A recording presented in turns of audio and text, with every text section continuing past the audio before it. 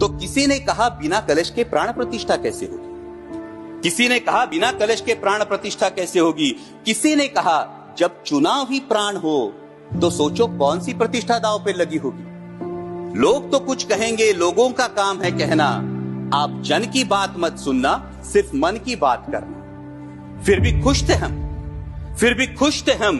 500 साल का सपना जो पूरा हो रहा था, हमारे अंदर का हिंदू भी पूरी तरह से जाग गया था। तो चल पड़े अयोध्या की ओर, राम लल्ला की दर्शन की आस लगाए। चल पड़े अयोध्या की ओर, राम लल्ला के दर्शन की आस लगाए।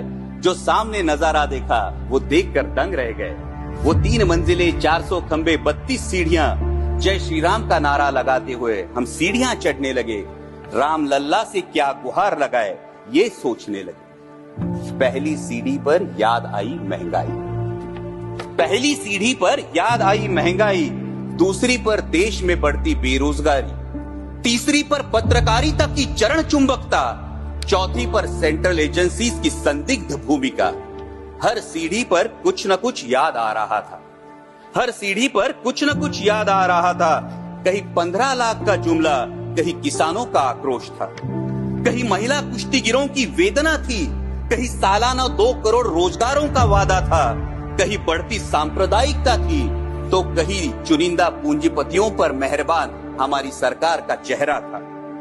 इस वास्तविकता ने झंझोड़ने के बाद, इस वास्तविकता ने झंझोड़ने के बाद भी हम अंधभक्तों की तरह चलते गए।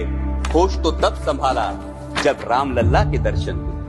हमें नतमस्तक देख राम लल्ला मुस्कुराते हुए बोले, हमें नतमस्तक देख राम लल्ला मुस्कुराते हुए बोले, मैं कल भी था, आज भी हूँ, कल भी रहूंगा।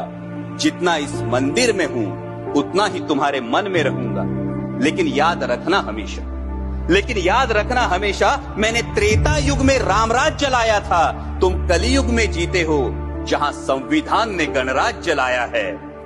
धर्म समाज का किनारा जरूर है, धर्म समाज का किनारा जरूर है, लेकिन देश एक बहती धारा है।